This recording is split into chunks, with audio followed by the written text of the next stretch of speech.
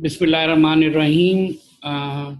We will start today's talk, and this is on a very important topic, which is amino acid. And I tell you, today's talk will be very, very useful for you because Karan Naveed, I'm witness to that. Karan Naveed has worked very hard in preparing this talk for you. So you must take notes, be attentive. The topic is a little bit difficult. When you read from your books without this lecture, you'll find it very difficult to understand. But you will understand a lot during this talk. And when after this lecture, when you will go and read your books, you'll find it much easier. So, and this topic is very frequently asked from in the exam, either in theory, in Viva and practical. Anywhere you can be asked on this, and any portion of it, may not be as a whole, any portion of it, because amino assay is now part of the every lab. And today we have got trainees from immunology also with us because it is amino acid. So whenever there is immune, they have to be there. And so we welcome them wholeheartedly. And we will like them to participate in the discussion also and give their own opinion and their experience. Now, without further delay, I have already given the rights to recording rights and everything. If there is missing, somebody has laid just now the last call for demand for the recording right. After that, we will start the lecture, and it will be difficult for us to give the rights. I can't find Bawalpur here. No, they are there. They are there. Okay. Okay. We will now. I will now hand over the podium to Karan Naveed for his talk. Just after a second, please, Karan Naveed.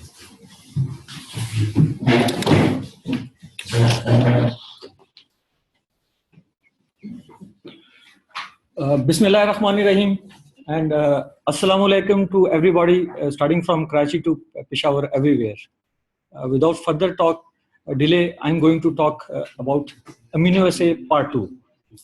In the first part, we have discussed about basics about the amino acids, the classification which I derived myself, along with the start of the precipitation techniques, and we discussed in very detail about the precipitation technique, including radial amino assay.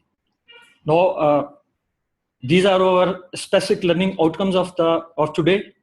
That at the end of this lecture, almost all of you must be able to outline about these amino acid techniques and describe their applications. Now, my first topic, it is very important. Although it is said that it may be related to immunology, but it's not today confined to the immunology department.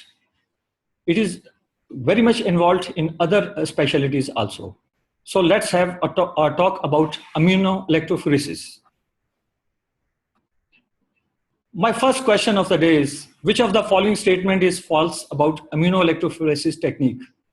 Options are, it can be performed on urine, serum, and CSF. Number 2, a qualitative technique involving separation and characterization of proteins. Number 3, agarose gel 1% at pH 5.5 is used. Then proteins are separated according to their size and mobility. And last one is passive diffusion is its part, requiring no electric field. So I want answer.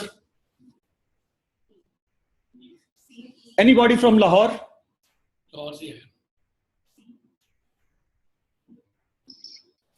E. Passive diffusion. E is false. जी madam? E is false. Sir, E is false. नहीं E नहीं है madam. Sir, no electrical field. आप statement को दोबारा देखिए. मैं पूछ रहा हूँ कि इन तमाम स्टेटमेंट से कौन सी स्टेटमेंट जो है वो फॉल्स है about immunoelectrophoresis? C, it's C. How it's C? Now we will discuss the technique. आप इसको जरा बहुत देखभाल के देखिएगा और इसको समझने की कोशिश कीजिएगा. Immunoelectrophoresis is basically a qualitative technique, and it is used to separate the mixture of proteins and their identification. यानी कि इसमें हम प्रोटीन को सेपरेट करते हैं और उनकी फिर आइडेंटिफिकेशन की जाती है. Of course, it is a powerful technique and it has इसके दो steps हैं. One is the separation of protein by electrophoresis. जो हमने कन्वेंशनल इलेक्ट्रोफोरेसिस में पढ़ा था कि प्रोटीन को हम सेपरेट करते हैं, तो इसका first part is separation of protein bye electrophoresis. But this at the end of this electrophoresis it is combined with passive diffusion of anti Sira against the separated proteins. इसको हम आगे जाके डिस्कस करते हैं कि ये किस तरह होती है. ठीक है जी. And it can be performed on urine, CSF and serum. Actually, there are certain requirements for carrying out immunoelectrophoresis. क्या करेंगे? First one is that we should have a support medium. In immunoelectrophoresis, the most commonly used support medium is agarose gel 1%, but we can also use cellulose acetate strips. Plus, we should have a buffered medium, and the buffer which is commonly used is that which has a pH of 8.6. So, जो हमने पहले कहा था कि जी pH of 5.5, it's not 5.5, it is 8.6 pH. And at alkaline pH, proteins have the capability that they at alkaline pH they have negative charge on them. Proteins एक ऐसी एम्फोलाइट substances होते हैं कि जो कि इनका न्यूट्रल चार्ज होता है, और depending upon the buffer medium या डिपेंडिंग अपॉन द मीडियम के जिसमें इनको इनके ऊपर काम किया जाता है, अगर वो एसिडिक मीडियम हो तो उसमें प्रोटीन्स के ऊपर पॉजिटिव चार्ज आ जाता है, और अगर ये एल्कलाइन मीडियम हो तो प्रोटीन के ऊपर जो है वो नेगेटिव चार्ज आ जाता है. तो इसमें हम जो बार्बिटोन बफर या जो भी बफर यूज करते हैं उसका pH 8.6 होता है, और इस 6 के pH 8.6 pH के ऊपर प्रोटीन जो है वो नेगेटिवली चार्ज होता है, यूजुअली एल्कलाइन pH.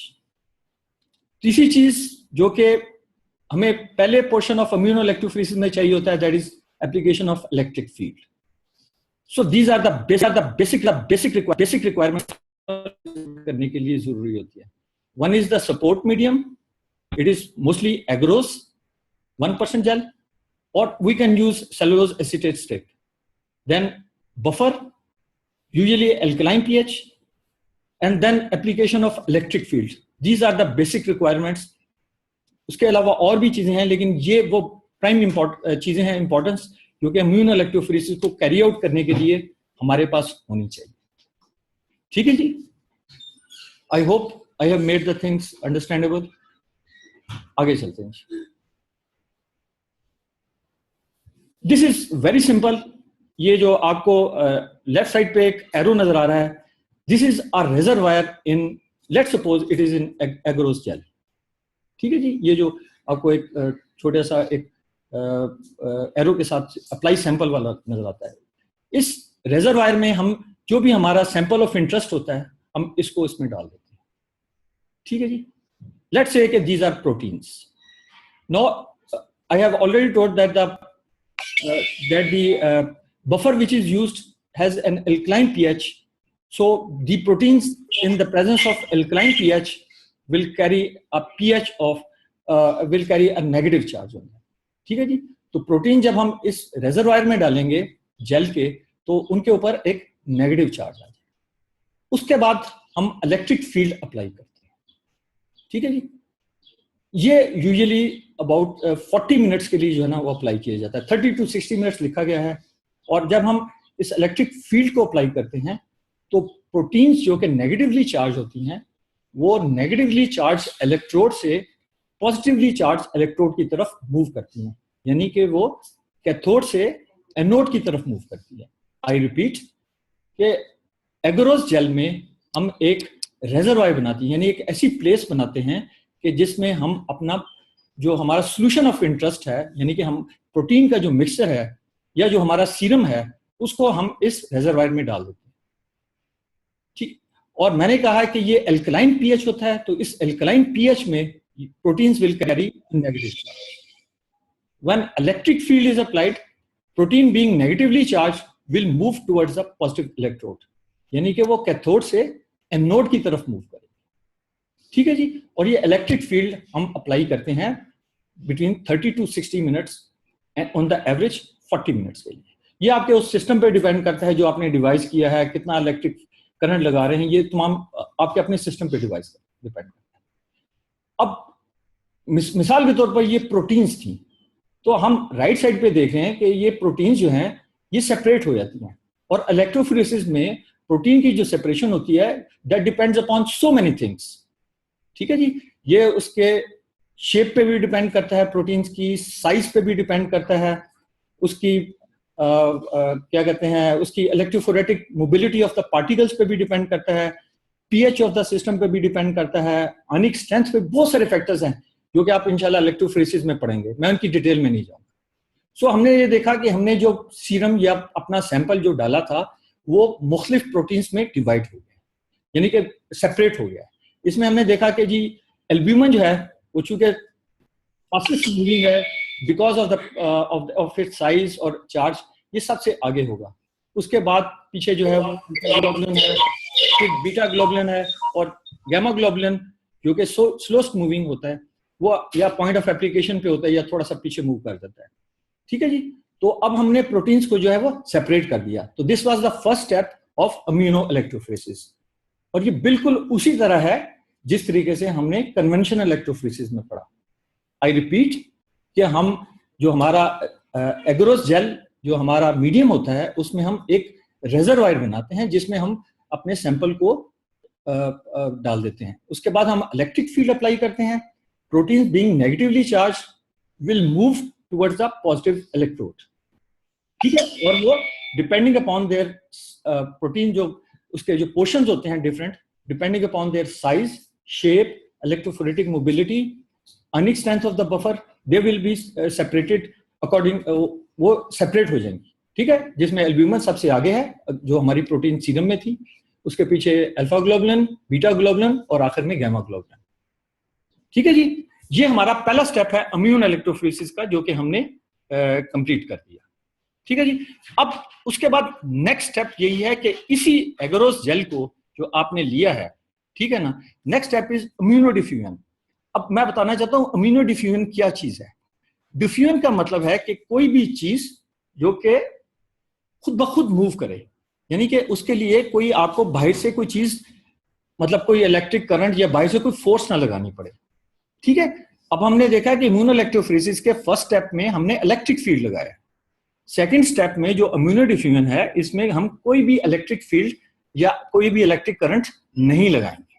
ठीक है जी। इसमें ये फर्स्ट है। देखें जी, इसमें जो एक ऊपर चीज है, एक ऊपर लाइन है, एक नीचे, तीन जो आपको छोटे छोटे गोलदारे नजर आ रहे हैं। ये गोलदारे जो हैं ये एग्जैक्टली उसी की डेटो कॉपी है जो सेपरेटेड प्रोटीन्स है। ठीक है जी। ठीक है ना। उसको ये वहां हमने ऊपर वर्टिकली देखा है, अब हमने उनको हॉरिजेंटली देख रहे हैं। और इसमें आप देखें जो नीचे वाली प्रोटीन्स है, इनमें लेफ्ट साइड वाली जो है वो एक्सट्रीम लेफ्ट, वो एल्ब्यूमिन है, उसके पीछे अल्फा ग्लोबुलिन है, गामा ग्लोबुलिन है, और बीटा ग्लोबुलिन है, और आखिर में जो पॉइंट ऑफ इस तरफ जो जहां पे एरो है ये हमारा गामा ग्लोबुलिन है। ठीक है जी। जो ऊपर आपको ग्रीन कलर की लाइन नजर आ रही है, आई होप मेरे ख्याल सबको नजर आ रही है, ये एक हमने फिर एक ट्रफ बनाया है उसी एगरोस जेल में जिसमें हमने इसको अप्लाई किया था। उसी में लगाया है, उसी एगरोस जेल जिसमें हमने इलेक्ट्रोफोरेसिस किया था उसी को हमने लिया, और इसी जो हमारी प्रोटीन सेपरेट हो चुकी हैं उसके हमने पैरेलल जो है वो हमने एक रेजरवायर बना दिया, एक ट्रफ मतलब बना दिया, ट्रफ बना दिया, यानी कि एक हमने एक ऐसा पॉइंट बना दिया है जहां पे हम अपना एक एंटीबॉडी जो है वो लगाएंगे। ठीक है जी। तो ये दो लाइनें, जो ऊपर वाली ग्रीन लाइन है that is basically a reservoir, जो कि हमने एक जगह बनाई है जहां पे हम अपनी एंटीबॉडी को डालेंगे, और ये नीचे वाली जो प्रोटीन्स हैं they will act as antigen. ठीक है जी। अब होगा ये कि इस रेजर्वायर में जो हमने डाला है, हम अपना कोई भी protein of antibody of interest, यानी कि हम मिसाल के तौर पर डिटेक्ट करना चाहते हैं कि हम अपने सीरम के अंदर हम डिटेक्ट ये करना चाहते हैं कि इसके अंदर गामा ग्लोबुलिन मौजूद है कि नहीं मौजूद, तो हम उसके अगेंस्ट जो एक स्पेसिफिक एंटी सीरा है वो उस रेजर्वायर में डालेंगे। यानी याद रखने की चीज ये है कि एक जो हम रेजर्वायर डालेंगे उस सेपरेटेड प्रोटीन्स के अगेंस्ट, उसमें हम एक ही मोनोस्पेसिफिक एंटी सीरा डालेंगे। ठीक है जी। और इस जो एग्रोस जेल है कि हमने रेजर्वायर में हमने एक मोनोस्पेसिफिक या एक खास एंटीबॉडी जो डाली है, और जो हमारी प्रोटीन जो सेपरेट हो चुकी हुई हैं, इन दोनों को हम रख देंगे in moist environment for 24 to 72 hours. Temperature के बारे में ये है कि अगर आपका रूम टेम्परेचर जो है वो 22-24 डिग्री सेंटीग्रेड है तो इसको आप रूम टेम्परेचर में रखें, और अगर आपके रूम में जो है वो गर्मी है तो आइडियली इसको आप फ्रिज में रख दें जिसमें टेम्परेचर अप्रोक्सीमेटली 8 डिग्री सेंटीग्रेड पे हो। तो इसको हम 24 घंटे के लिए जो है ना वो पड़ा रहने देते हैं। अब इसमें बहुत सारी प्रेसिपिटेशन प्रोटीन्स जो है वो निकल आई हैं। ठीक है। हुआ ये है कि एंटीबॉडी अपनी जगह से मूव किया है और एंटीजन अपनी जगह से मूव किया है।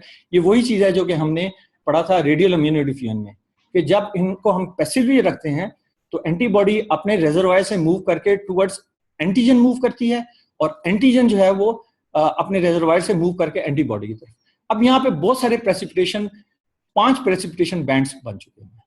इसका मतलब है कि आपका जो एंटी सीरा था उसके अंदर मुख्तलिफ किस्म के जो है वो एंटीबॉडीज मौजूद थी, और उन एंटीबॉडीज ने आपकी जितनी भी सेपरेटेड प्रोटीन्स थी उनको प्रेसिपिटेट कर दिया। अब इसको हम एक और तरीके से देखते हैं। अब ये एक ऐसे सेपरेटेड बैंड है कि जिसमें हमारे पास सिर्फ एक आर्क आ रहा है। ठीक है। इसका मतलब है कि जो हमारे रेजर्वायर में कोई एक एंटीबॉडी मौजूद थी कि जिसने सिर्फ और सिर्फ जो हमारी सेपरेटेड प्रोटीन में से एक स्पेसिफिक एंटीजन को जो है ना वो प्रेसिपिटेट कर दिया। अच्छा, पहली चीज ये। दूसरी चीज ये कि आप देखें ये जो आर्क है इसकी शक्ल इस तरह है कि इसकी जो कन्वेक्स साइड है that is towards the reservoir के जहां पर एंटीबॉडी हमने लगाई थी, और इसकी जो कनकेव साइड है वो उस तरफ है जहां से एंटीजन जो है वो मूव करके गई है। तो इसकी एक खास कैरेक्टरिस्टिक पिक्चर होती है। तो मैं इसको दोबारा रिपीट करता हूं कि immunodiffusion is the process after electrophoresis कि जिसमें हम एंटीजन और एंटीबॉडी को पैसिवली अलाउ करते हैं कि वो एक दूसरे की तरफ मूव करें। इसमें हम सबसे ऊपर एक रेजर्वायर बनाते हैं जिसमें हमने वही एगरोस जेल जिसपे हमने प्रोटीन्स को या हमें अपने सैंपल को सेपरेट किया है उसी को लेके उसके पैरेलल हम एक ट्रफ बनाते हैं या एक रेजर्वायर बनाते हैं जिसमें हमने एंटीबॉडी डालनी है। उसके बाद हम एंटीबॉडी डाल देते हैं अपनी इंटरेस्ट की। ये पॉलीक्लोनिक भी हो सकती है, यानी कि मुख्तलिफ पोर्शंस ऑफ द जो हमारी सेपरेटेड एंटीजन है ये उनके अगेंस्ट भी हो सकती है और मोनोस्पेसिफिक भी हो सकती है। ठीक है। और अगर ये ऐसी एंटीबॉडी है जो कि डिफरेंट प्रोटीन्स के अगेंस्ट है तो वो हमने देखा है कि डिफरेंट किस्म के जो है ना वो प्रेसिपिटेशन बैंड्स बनेंगे।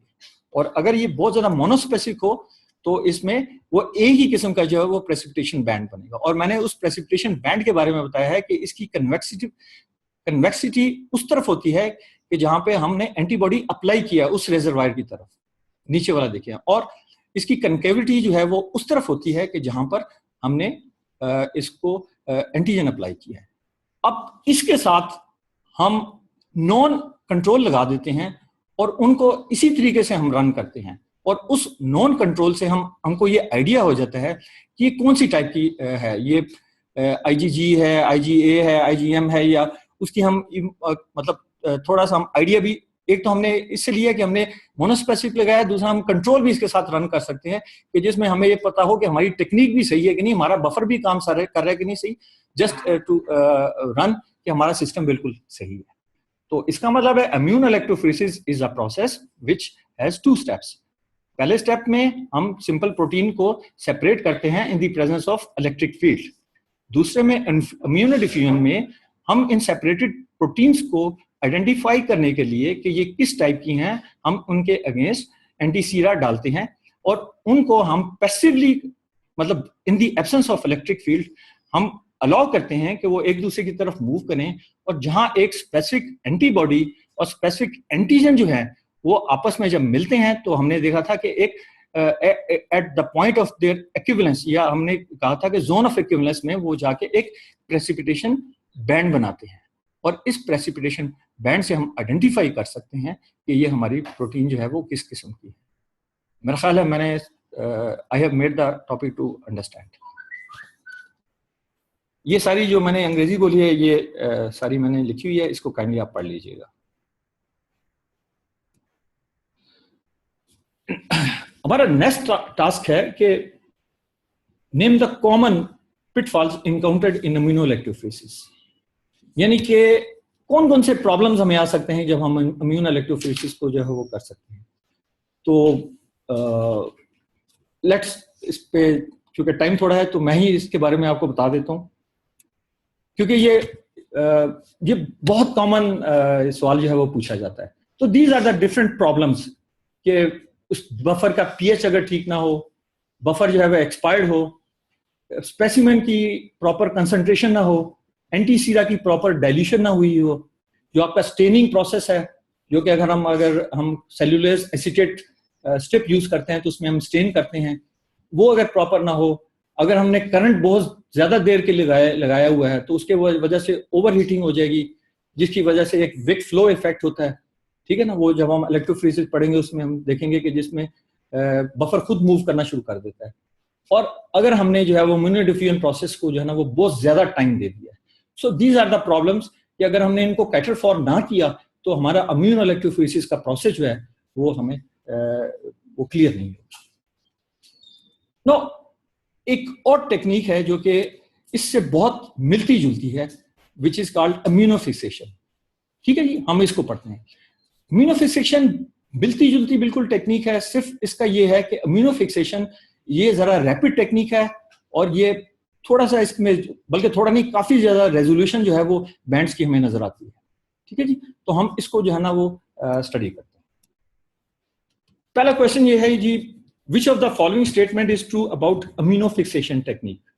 Number 1, this technique can be performed on serum only. Number 2, very specialized equipment is required. Next is movement of antigens and antibodies occur passively without electric field.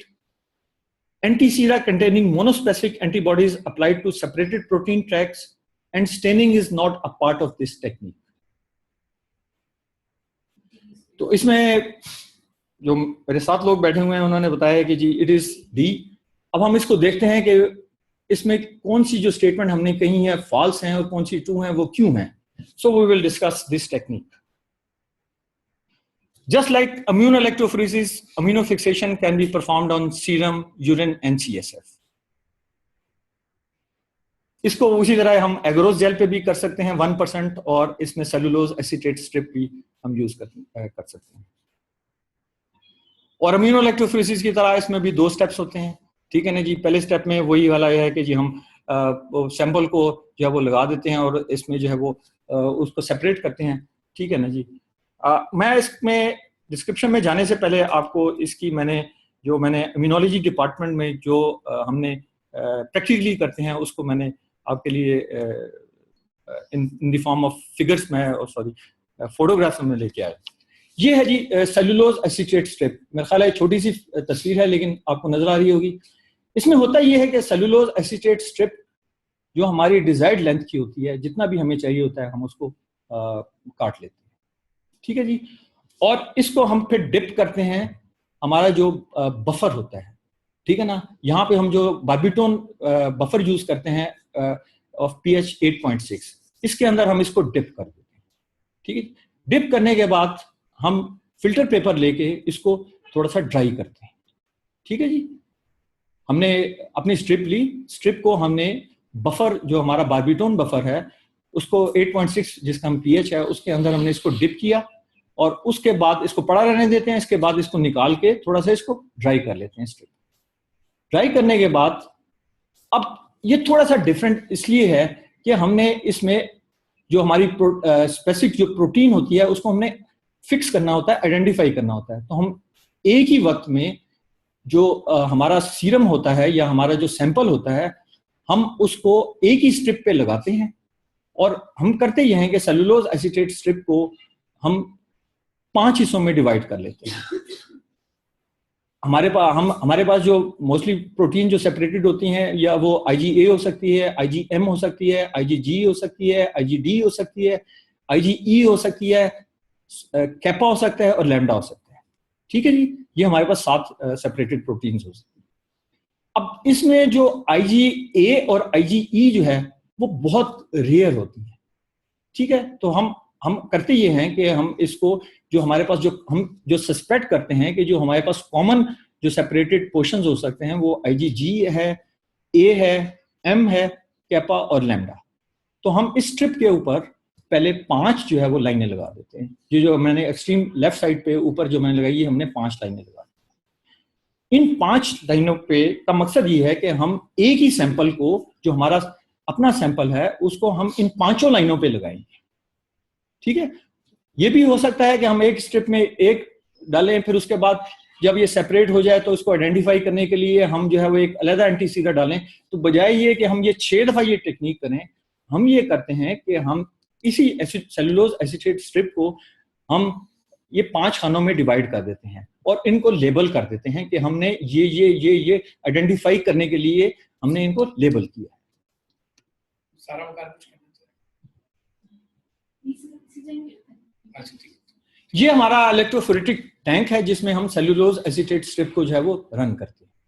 हम इसको प्लेस इस तरह करते हैं कि ये देखें कि ये एक साइड पर, ठीक है जी, हमारे जो हमने नंबरिंग की हुई है स्ट्रिप की, ठीक है जी, उसको एक साइड पे रखते हैं और दूसरी साइड को इसके ऊपर जो है वो रख देते हैं।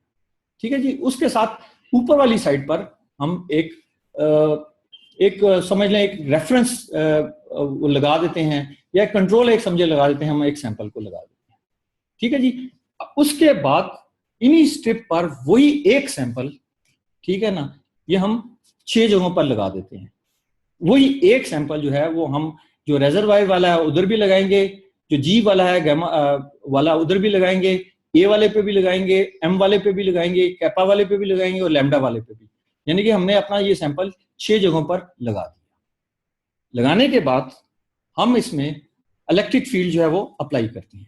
ठीक है जी, इलेक्ट्रिक फील्ड उतनी ही देर के लिए अप्लाई करते हैं जितनी देर के लिए हमने अप्लाई किया था इलेक्ट्रोफोरेसिस के। आई रिपीट, हम सेलुलोज एसीटेट स्ट्रिप लेते हैं, ऐसी स्ट्रिप जो कि ऑलरेडी सोक्ड हो इन बार्बिटोन बफर कि जिसका पीएच या एल्कलाइन बफर में जो है वो सोक हो।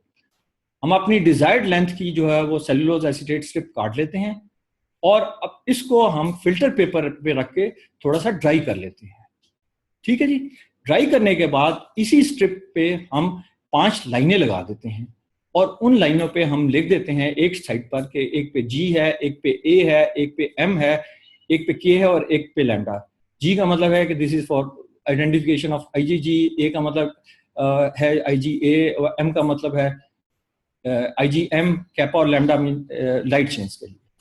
उसके बाद ये हमारे पास जो इलेक्ट्रोफोरेटिक हमारे पास टैंक है, इस टैंक में हम इसको स्ट्रिप को इस तरह रख देते हैं कि हमारा एक साइड पर जो हमने जो लेबलिंग की हुई है नंबरों की वो एक साइड पे हो और इसको दूसरी साइड पे जो है ना वो एक बहुत ज्यादा टाइट भी फिक्स नहीं करते और बहुत ज्यादा लूज भी नहीं रखते। उसके बाद हम सैंपल लेते हैं और सैंपल को हम जो है जहां हमने लेबलिंग की हुई है उसके ऑपोजिट वाली साइड से हम सैंपल को जो है वो इन स्ट्रिप पर जो है वो अप्लाई कर देते हैं। बिल्कुल एक छोटी सी आपने देखा है कि वो एक हाथ है कि जो एक छोटी सी वो पॉइंटर के साथ जो है वो इसको अप्लाई कर रहा है। ठीक है जी, ठीक है जी, टिप के साथ जो है वो अप्लाई कर रहा है। बेसिकली ये टिप है वो जो हम माइक्रो पिपेट के लिए जो टिप्स यूज करते हैं। उसके बाद हम इलेक्ट्रिक फील्ड उसी तरीके से जिस तरह हमने इलेक्ट्रोफोरेसिस के लिए अप्लाई किया है, हम करंट को जो है वो रन करते हैं, वही मैंने बताया था 30 to 60 मिनट्स के लिए। अब इसमें जो है वो प्रोटीन जो है वो सेपरेट हो जाएंगी, ठीक है जी। अब हमें ये प्रोटीन नजर नहीं आएंगी, ठीक है जी। उसके बाद हम इसकी जो है वो स्टेनिंग करते हैं, डिफरेंट किस्म के स्टेन्स इस पे यूज होते हैं। अब इसको मतलब स्टेनिंग से पहले इसको फिक्स करते हैं, ठीक है जी। और उसके बाद जो है वो मतलब अप्लाई करते हैं, और उसके बाद जो है वो इसमें इसको जो है वो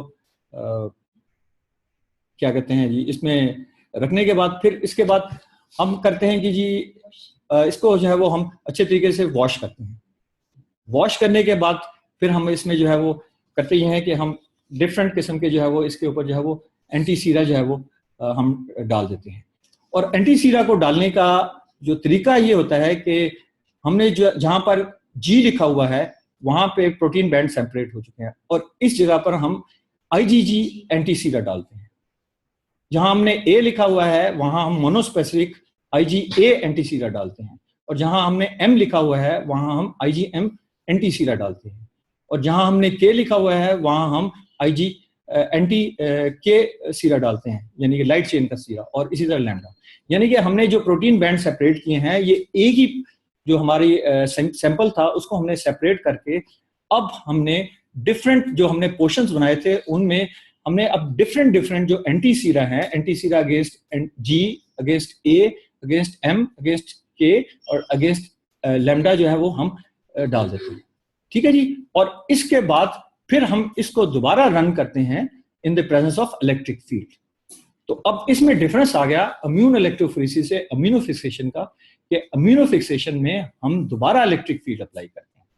पहले हमने सेपरेशन ऑफ प्रोटीन्स के लिए इलेक्ट्रिक फील्ड अप्लाई किया था, वो हमने किया था तकरीबन 40 मिनट्स के लिए। अब यहां पर हम जो अप्लाई करते हैं वो हम अप्लाई करते हैं फॉर 15 to 20 मिनट्स के लिए, ठीक है जी। अगर बैंड में जी, अगर मतलब हमारे सैंपल में जी बैंड मौजूद है तो जो हमने एंटी सीरा जी डाला है वो जी के साथ कंबाइन करके एक बैंड बना देगा। इसी तरह अगर ए मौजूद है तो ए जो है वो जो सेपरेटेड प्रोटीन होगी वो एंटी ए के साथ मिलके एक बैंड बना देगी, ठीक है, एंड रिस्पेक्टिवली जहां जहां मतलब होगी। उसके बाद हम इसको स्टेन करते हैं, ठीक है जी, फिक्स करते हैं, उसके बाद स्टेन करते हैं, मतलब एक पूरा प्रोसेस है। वॉश करते हैं, उसके बाद स्टेन करते हैं। कॉन्शियस स्टेन हम यूज करते हैं, लेकिन वो आपकी अपनी वो है कन्वीनियंस कि कौन सा स्टेन आप यूज करते हैं, कितनी देर के लिए करते हैं, वो आपके अपनी मेथोडोलॉजी पे डिपेंड करता है। स्टेन करने के बाद इसको हम ड्राई करते हैं। तो ये जो बिल्कुल अभी ये वाली अभी जो स्लाइड है इसमें जो है ये सेपरेटेड प्रोटीन जो है वो सेपरेट हो चुकी है। और इसमें आप देखिएगा कि जी ऊपर से जो सेकंड नंबर पर हमें एक बैंड नजर आ रहा है, ठीक है ना। ये जो बैंड नजर आ रहा है जो लेफ्ट साइड पे है जो सेकंड प्रोटीन में है, देखें ना, ये 4 स्ट्रिप्स हैं सेपरेटेड। ये 4 वो हैं जहाँ के पॉइंट ऑफ मतलब वो एप्लीकेशन से स्टार्ट हो रही हैं। और जो सेकंड स्ट्रिप है उसमें हमने देखा है कि लेफ्ट साइड पे एक बैंड नजर आ रहा है, बाकी और में नजर नहीं आ रहा, ठीक है जी। अब इस बैंड को जब हम इम्यूनोफिक्सेशन करते हैं तो हमें पता चलता है कि ये बेसिकली आईजीजी बैंड है, और इसमें हमने सेपरेट किया और इसमें एक लैम्डा चेन जो है वो हमें नजर आ गई है। सो दिस इज द वे हम अमीनो फिक्सेशन करते हैं। आई रिपीट कि हम इसमें सेलुलोज एसीटेट स्ट्रिप लेते हैं, उसको अपने डिजायर्ड लेंथ पे उसको सोक करने के बाद फिर उसको ड्राई करते हैं। ड्राई करने के बाद उसमें हम लेबल करते हैं डिफरेंट जो हमारी सेपरेटेड एक्सपेक्टेड प्रोटीन्स हैं। उसके बाद हम इसको इलेक्ट्रोफोरेटिक टैंक में रखते हैं। टैंक में रखने के बाद हम इसमें सारी जगहों पर अपना सैंपल अप्लाई करते हैं, एक ही सैंपल को। उस सैंपल को हम रन करते हैं। रन करने के बाद इसके ऊपर हम जहां जहां हमने लिखा है वहां पर मोनोस्पेसिफिक एंटी जो है वो एंटी ए डालेंगे, एंटी जी डालेंगे, एंटी एम डालेंगे, ठीक है। उसके बाद हम इसको रन करेंगे, स्टेन करेंगे। स्टेन करने के बाद हमारे पास प्रोटीन बैंड जो है वो सेपरेट हो जाएगा और हमें पता चल जाएगा कि ये कौन सा बैंड है। अब अगर मिसाल के तौर पर हमें ये कोई भी बैंड नजर नहीं आता तो फिर हम चूंकि मैंने बताया कि आईजीडी और आईजीई जो है वो बहुत रेयर होते हैं, तो हम फिर एक्सपेक्टेडली फिर आईजीडी और आईजीई के लिए भी इसी तरीके से चेक करते हैं, ठीक है जी। लेकिन ये चूंकि बहुत कॉमन नॉर्मेलिटीज नहीं है तो हम शुरू में हम IgG, IgA, IgM, कैपा और लैम्डा के अगेंस्ट हम अपनी सेपरेटेड प्रोटीन्स को चेक करते हैं. So basic difference between immunoelectrophoresis and immunofixation is कि फर्स्ट स्टेप में हम इलेक्ट्रिक फील्ड जो है वो अप्लाई करते हैं दोनों टेक्निक्स में, लेकिन सेकंड स्टेप में इम्यूनोइलेक्ट्रोफोरेसिस में हम पैसिवली एंटीजन और एंटीबॉडी को करते हैं कि वो एक दूसरे के साथ जो है वो उनका फ्यूजन हो, और इम्यूनोफिक्सेशन में हम in the presence of electric field. Sir immunodiffusion में भी हमें से नहीं पता चलता कि जी, ये ग्लोबुलिन है, IgG, IgA नहीं, उसका नहीं पता नहीं, चलता. अब this is the thing which I have. What is the difference between immunoelectrophoresis and immunofixation? जी जी बताइए. सर उसमें जो एंटीबॉडी डालेंगे उसमें हमने जो सेपरेट की थी लाइक अल्ब्यूमिन ग्लोबुलिन है उसी के अगेंस्ट एंटीबॉडी में हमें उसमें ये नहीं पता चलेगा कि ये IgG है या IgM है. वो यही है ना कि वो जब आप डालेंगे तो एक जब उस स्पेसिफिक ट्रफ में डालेंगे तो उससे आपको आइडिया हो जाएगा ना. उसमें तो मैंने एक ट्रफ बनाया था ना. आइडियली तो ये होता है कि इसमें भी इसी तरीके से जो ना 5 ट्रफ बनाए. हाँ क्वेश्चन ये है कि जी इम्यूनोइलेक्ट्रोफोरेसिस में मैंने आपको बताया था कि जी हमने एक ट्रफ बनाया है, तो चूंकि उस वक्त हमने स्टार्ट किया था तो मैं आपको कंफ्यूज नहीं करना चाहता था. उसमें इसी तरीके से हम 5 ट्रफ बनाते हैं, यानी कि उसी सैंपल को जिस तरीके से हमने इम्यून फिक्सेशन में हमने एक सैंपल को हमने 5 या 6 दफा 6 जगहों पर रन किया था, उसी तरीके से एग्रोस जेल में हम 6 दफा उसी सैंपल को रन करते हैं और उसी तरीके से ट्रफ बनाते हैं, और हर ट्रफ में जो है वो एक स्पेसिफिक एंटीबॉडी डालते हैं, यानी कि एंटी-G डालते हैं, एंटी-I, और उसी तरीके से उसको जो है ना वो रन कर देते हैं. क्या लिखा है जी? वो मैं आगे आ रहे हैं होल्ड कीजिएगा, आगे बहुत कुछ है जी. तो then what is the difference between them?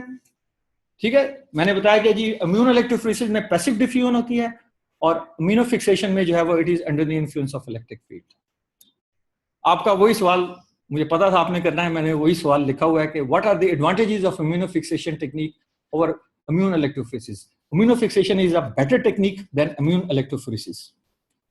ये उसके हैं जी. इट इज फास्टर, हम 2 घंटे के अंदर इसको कर लेते हैं. It is more sensitive. ठीक है, it can B partially automated equipment available हैं जिसमें ये ऑटोमेट की जा सकती है. इसके रिजल्ट्स जो है ना, इसके प्रेसिपिटेशन बैंड जो है वो मोर शार्प होते हैं, उनकी रेजोल्यूशन बेहतर होती है, सेंसिटिविटी इनकी बेहतर होती है. So it is a better technique. ये मैंने आपको इसके एडवांटेजेस लिख दिए. यूजेस एज एवरीबॉडी नोस, आपको अंडर ग्रेजुएट लेवल से भी होगा कि these techniques are used for detection and isotyping of paraproteins in paraproteinemias and lymphoproliferative disorders. Paraproteinemias जिसमें आपके multiple myeloma, light chain disorders हो सकते हैं, हैवी चेन डिसऑर्डर्स हो सकते हैं, वेलनेस्टोन मैक्रोग्लोबुलिनीमिया, लिम्फोप्रोलिफरेटिव डिसऑर्डर्स हैं, क्रायोग्लोबुलिनीमियाज एंड बहुत सारी इसमें जो है जिसकी मैं इस वक्त डिटेल में नहीं जाऊंगा, लेकिन basically it is for the detection and isotyping of paraproteins band and of course of different types of, and any abnormal band which is seen on conventional protein electrophoresis, it should be confirmed by immunofixation because it is a better technique.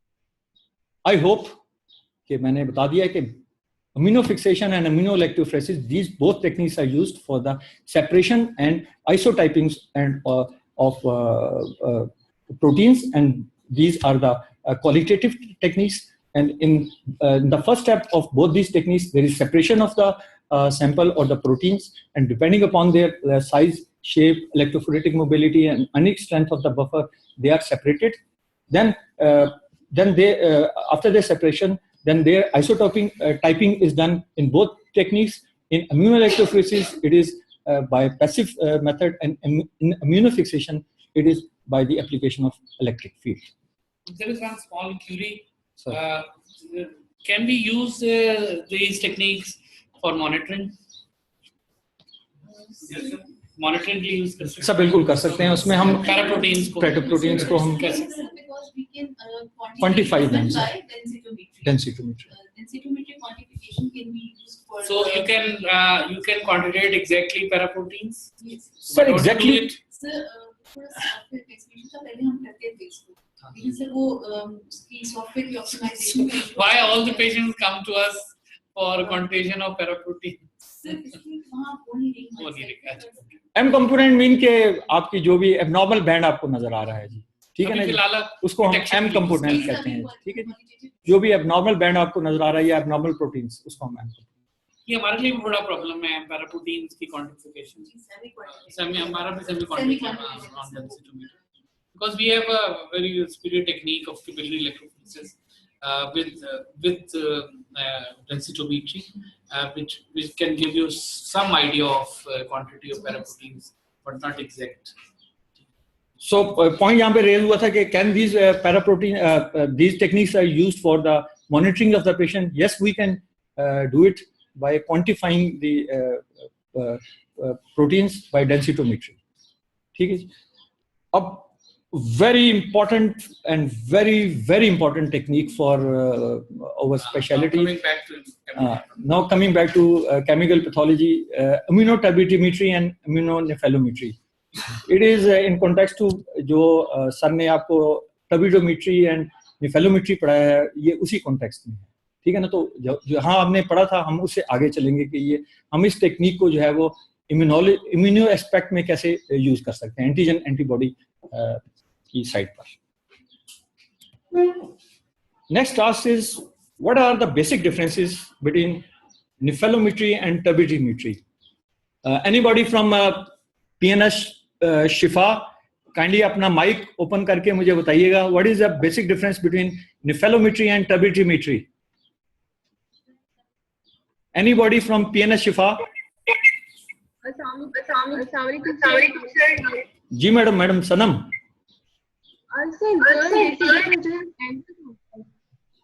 जी जी madam. Sir angle difference होता है इन दोनों के बीच में? नहीं, basic क्या है difference? Sir हमारे यहाँ पे नेट का थोड़ा इसमें कनेक्शन की प्रॉब्लम आ रहा है, टाइप कर दूं? हाँ टाइप कर दें। आवाज आ रही है, बोलो। चले बोले, मुझे आवाज आ रही है आपकी। सर बेसिक डिफरेंस दोनों के बीच में जो है वो एंगल का होता है, जिस एंगल पे हम इनको मेजर कर रहे होते हैं स्कैटर्ड लाइट को।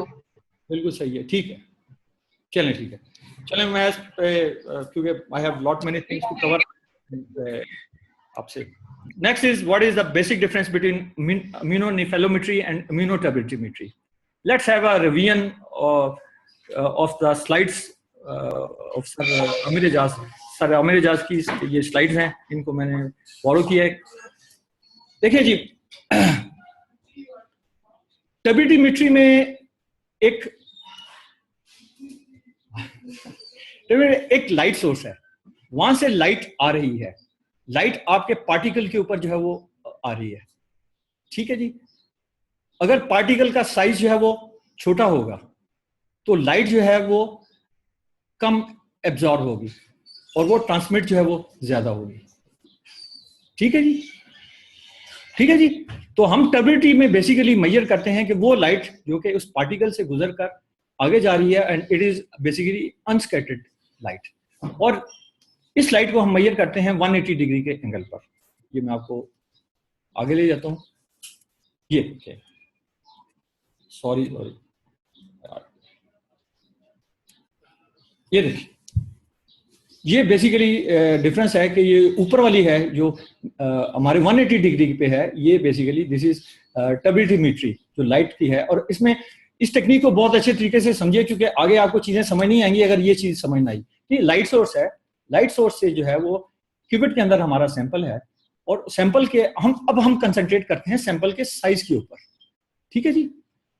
जब सैंपल का साइज बड़ा है, ठीक है, तो मीडियम जो है वो ज्यादा टर्बिड है, ठीक है। तो लाइट जब उस पार्टिकल पे पड़ेगी तो ज्यादा लाइट जो है वो एब्जॉर्ब हो जाएगी, उस टर्बिडिटी की वजह से लाइट एब्जॉर्ब हो जाएगी, और कम लाइट जो है वो ट्रांसमिट होगी, ठीक है। तो जो हमारी अनस्कैटर्ड या ट्रांसमिटेड लाइट है, that is basically measured by turbidimetry and it is measured at an angle of 180 degree. दूसरी टेक्निक है नेफेलोमेट्री।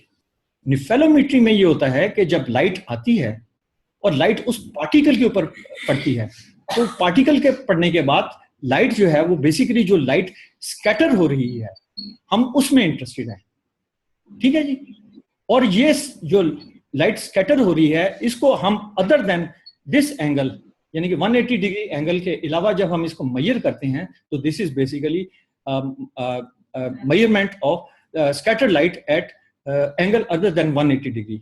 ठीक है ना, मोस्टली 90 डिग्री भी कहते हैं, लेकिन 90 डिग्री के अलावा भी जो है ना हम इसको मेजर कर सकते हैं. So basic difference is that in turbidimetry, ठीक है ना, when light falls on a particle and the size of the particle is, if it is large, then more light will be absorbed, solution will be more turbid, less light will be transmitted. और अगर छोटा particle है तो उसमें light जो है वो कम absorb होगी, ठीक है, सॉल्यूशन जो है वो लेस टर्बिड होगा और मोर लाइट विल बी ट्रांसमिटेड. और हम इसको एक और ये है कि टर्बिडोमेट्री जो है वो हम उसी इंस्ट्रूमेंट पे मेजर कर सकते हैं जिसमें हम फोटोमेट्री करते हैं, यानी स्पेक्ट्रोफोटोमीटर से, ठीक है. जबकि नेफेलोमेट्री में अगर पार्टिकल का साइज छोटा है तो लाइट आएगी तो सही, पार्टिकल पे फॉल करेगी, लेकिन उसकी स्कैटरिंग बहुत कम होगी. और अगर पार्टिकल बड़ा होगा तो जब उसके ऊपर लाइट फॉल करेगी तो उसकी स्कैटरिंग ज्यादा होगी. और इसको हम मेजर करते हैं अदर देन 180 डिग्री एंगल. सो इसमें मैं थोड़ा सा अब ऐड कर दूंगा कि हम फिर दोबारा रिपीट करते हैं कि अगर पार्टिकल टर्बिडिमेट्री के लिए अगर पार्टिकल का साइज छोटा है तो लाइट जब उसके ऊपर फॉल करेगी तो less light will be absorb, more light will be transmitted, ठीक है. और तो it will be a conclusion कि हमारी टर्बिडिटी जो है वो कम है, ठीक है जी. और अगर पार्टिकल का साइज बड़ा होगा और उसके ऊपर जब लाइट फॉल करेगी तो वो लाइट एब्जॉर्ब ज्यादा हो जाएगी, ट्रांसमिट जो है वो कम होगी, तो उसमें जो है वो उस सॉल्यूशन की टर्बिडिटी जो है वो ज्यादा है, ठीक है जी. इसी तरह नेफेलोमेट्री के लिए अगर पार्टिकल का साइज छोटा है और उसमें लाइट जो वो फॉल कर रही है, अगर वो लाइट पार्टिकल छोटा है तो वो लाइट कम स्कैटर करेगी. और अगर पार्टिकल का साइज हम किसी तरीके से बढ़ा दें तो उसके ऊपर जब लाइट फॉल करती है तो वो लाइट जो है वो ज्यादा स्कैटर्ड होती है. तो इसका मतलब है कि अगर पार्टिकल छोटा हो तो उसमें टर्बिडिटी जो है वो कम होगी, और अगर पार्टिकल का साइज बड़ा है तो टर्बिडिटी जो है वो ज्यादा होगी. अगर पार्टिकल का साइज छोटा है तो उसमें जो लाइट स्कैटरिंग है वो कम होगी, और अगर पार्टिकल का साइज बड़ा है तो उसमें जो लाइट स्कैटरिंग है वो एज कंपेयर टू दैट ज्यादा होगी. हम आगे चलते हैं. आई hope I have made the subject clear. इसी टेक्निक को मद्देनजर रखते हुए इसी बेसिक को दो टेक्निक्स हैं, एक को हम कहते हैं टीनिया और एक को हम कहते हैं नीनिया. ये लड़कियों के नाम नहीं है जी, ये टेक्निक्स हैं. टीनिया का मतलब है टर्बिडोमेट्रिक इनहिबिटरी इम्यूनो एसे, और नीनिया का मतलब है नेफेलोमेट्रिक इनहिबिटरी इम्यूनो एसे, ठीक है जी. टर्बिडोमेट्रिक इनहिबिटरी इम्यूनो एसे, इनहिबिटरी का आईएन और इम्यूनो एसे का आईए, तो ये टीनिया एंड नीनिया. काइंडली इसको जरा समझने की कोशिश करें क्योंकि ये थोड़ी सी डिफिकल्ट है. अच्छा, जो टीनिया है इसका एक और नाम भी है, इसको घर में किसी और नाम से भी बुलाते हैं, ठीक है. इसका निक नेम भी है. और आपको जो अगर आप कीट्स को पढ़ेंगी तो उसके अंदर ये पेटिनिया ही लिखा है. This is particle enhanced turbidimetric immuno inhibitory assay. मैं बताऊंगा कि ये क्या फर्क है इसमें. इन दोनों टेक्निक नामों में कोई फर्क नहीं है, सिर्फ एक ही खातून है जिसको घर में बाहर जो है वो टीनिया कहते हैं और घर में पेटिनिया कहते हैं, ठीक है ना. जब आप टीट्स पढ़ेंगी तो टीट्स के अंदर पेटिनिया ही इसका नाम है. ये बिल्कुल एग्जैक्टली वही चीज है. इसमें हम बेसिकली लाइट स्कैटरिंग के साथ डील करते हैं, ठीक है जी. मैं आपको बताऊंगा कैसे. ये बहुत इंपॉर्टेंट टेक्निक है, ठीक है जी. और ये हमारे यहाँ यूज हो रही है डायमेंशन में. डायमेंशन में हम यूज करते हैं. हमारे पास एक इक्विपमेंट है कि जिसमें हम अपनी जो different quantitative determination of drugs हैं, जिसमें हम वेलप्रोइक एसिड, फिनिटोइन, डाइजेस्टिन, साइक्लोस्पोरिन, कार्बामेज़ेपिन, ये लिटरेचर में भी है, हम भी करते हैं कि ये इनके ऊपर होता है. उसके अलावा इस टेक्निक को जो है वो माइक्रो एल्ब्यूमिन यूरिया के लिए भी हम यूज करते हैं और HbA1c. और मजे की बात ये कि मैंने बताया था कि ये उसी इक्विपमेंट पे यूज होते हैं जिसमें हम फोटोमेट्री करते हैं, क्योंकि माइक्रो एल्ब्यूमिन यूरिया और को जो है ना वो हम उसी पे हम मेजर करते हैं. अच्छा, अब थोड़ा सा जरा समझिए कि क्या चीज है, और मैंने इसको बहुत ही आसान बनाया है. Let's start.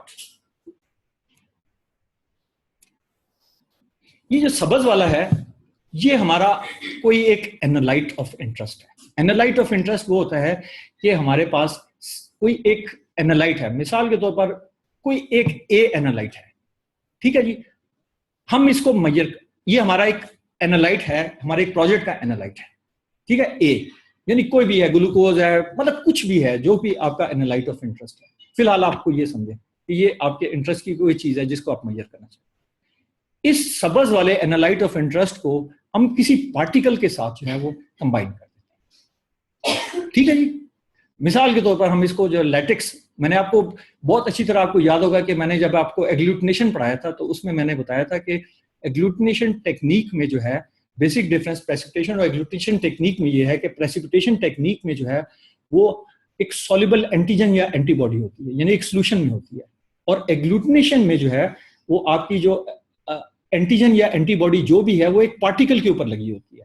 तो ये बेसिकली एक एग्लूटिनेशन टेक्निक है कि जिसमें आपकी जो एनालाइट ऑफ इंटरेस्ट है वो आपके एक पार्टिकल के ऊपर लगा है। तो ये बड़ा वाला जो लाल वाला है ये एक पार्टिकल है, ठीक है। मैंने इसको बड़ा इसलिए शो किया ताकि आपको पता चले कि बड़ा है क्या चीज, इतना बड़ा नहीं होता, ये सिर्फ एनिमेशन है आपको समझाने के लिए, ठीक है जी।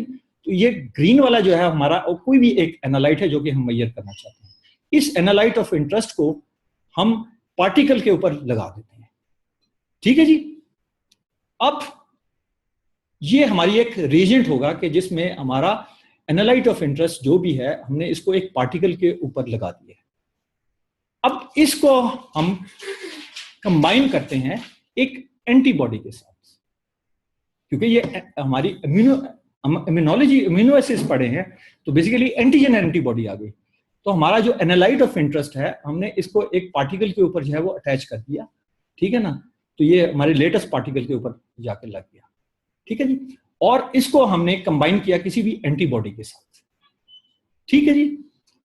अब ये एंटीबॉडी इस पार्टिकल के साथ जब कंबाइन करेगी तो ये चीज बनेगी, क्योंकि उसका FAB फ्रेगमेंट जो है एंटीबॉडी का वो जाके लगेगा, FC नहीं लगेगा फ्रेगमेंट।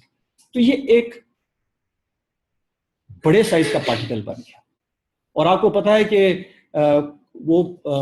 एक एंटीजन एंटीबॉडी रिएक्शन के लिए जो है वो बहुत सारी एंटीजन, बहुत सारी एंटीबॉडीज के साथ जब कंबाइन करेंगी, क्रॉस लिंकिंग होगी, तो तभी जो है वो एक प्रॉपर रिएक्शन बनता है, ठीक है जी।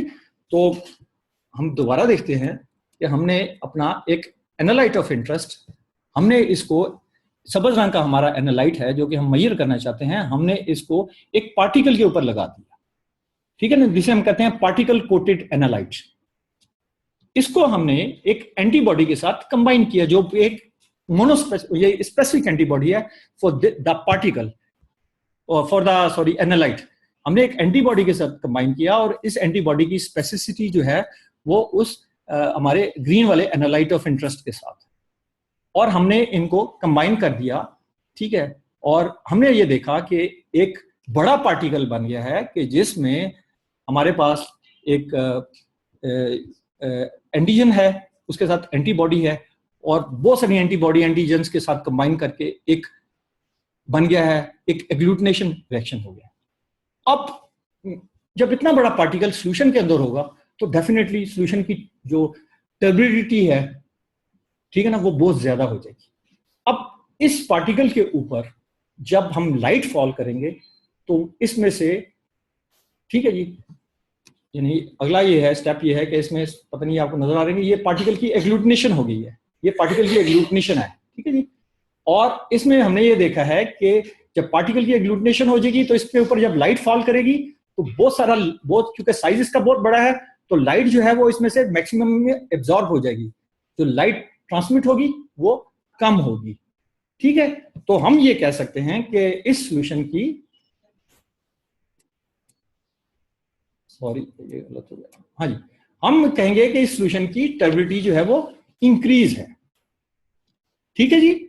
यानी कि हमारा एनालाइट ऑफ इंटरेस्ट हमने इसको एक पार्टिकल के ऊपर लगा दिया, उसके साथ हमने एंटीबॉडी कंबाइन की। जब एंटीबॉडी कंबाइन होगी तो एक बड़ा पार्टिकल बन गया, और उस बड़े पार्टिकल की जब लाइट फॉल करेगी तो उसमें से मैक्सिमम लाइट जो है वो एब्जॉर्ब हो जाएगी, लेस ट्रांसमिट हो जाएगी। इसका मतलब है कि उस सॉल्यूशन की या उस पार्टिकल की जो टर्बिडिटी वो ज्यादा है, और एक सॉल्यूशन के अंदर बहुत सारे ऐसे पार्टिकल होंगे, तो उस सॉल्यूशन की ओवरऑल जो टर्बिडिटी है वो बहुत ज्यादा हो जाएगी। ठीक है जी, मेरे ख्याल है इसमें कोई प्रॉब्लम तो नहीं है। अब हम इस साइड को ना भूल जाते हैं। अब हम देखते हैं कि हमारा जो एनालाइट ऑफ इंटरेस्ट था ये था, ठीक है। अब इस एनालाइट ऑफ इंटरेस्ट को हम उसी मोनोस्पेसिफिक एंटीबॉडी के साथ जो है ना वो बाइंड करते हैं, और ये चीज बन जाएगी। ठीक है, यानी एक तरफ हमने एक एनालाइट ऑफ इंटरेस्ट को हमने एक पार्टिकल के ऊपर लगा दिया, जो लेटेस्ट पार्टिकल एनालाइट है उसको हमने एंटीबॉडी के साथ कंबाइन किया, और उस कॉम्बिनेशन की वजह से उस पार्टिकल का साइज बहुत बड़ा हो गया, पार्टिकल की एग्लूटिनेशन होगी, जिसकी वजह से उसकी टर्बिडिटी जो है वो सॉल्यूशन की ज्यादा होगी। एक तरफ ये था। दूसरी तरफ ये था कि हमने देखा कि हमारी एक वही एनालाइट ऑफ इंटरेस्ट है, उसको हमने पार्टिकल पे नहीं लगाया, और फ्री एनालाइट ऑफ इंटरेस्ट को हमने एंटीबॉडी के साथ कंबाइन किया, और ये हमारा हो गया। अब होता क्या है, होता ये है कि हम लेते हैं एक तरफ अपने सैंपल को, ठीक है ना, जिसमें हम एक्सपेक्ट कर रहे हैं कि ये एक मिसाल के तौर पर, अब मैं यहां लेता हूं कि एक सैंपल है कि जिसमें हम मेजर करना चाह रहे हैं कि उसके अंदर ये ड्रग मौजूद है कि नहीं मौजूद। ठीक है जी, उसका मार्केट में एक रेजेंट अवेलेबल होगा कि जिसमें वो ड्रग जो है वो एक पार्टिकल के ऊपर जो है वो लगी होगी, जो कि हमारा लेफ्ट साइड वाला था। ठीक है जी, इन दोनों को हम मिक्स करते हैं with limited number of antibodies. मिसाल के तौर पर हम ये समझते हैं कि हमारे पास टोटल नंबर ऑफ एंटीबॉडीज 50 है।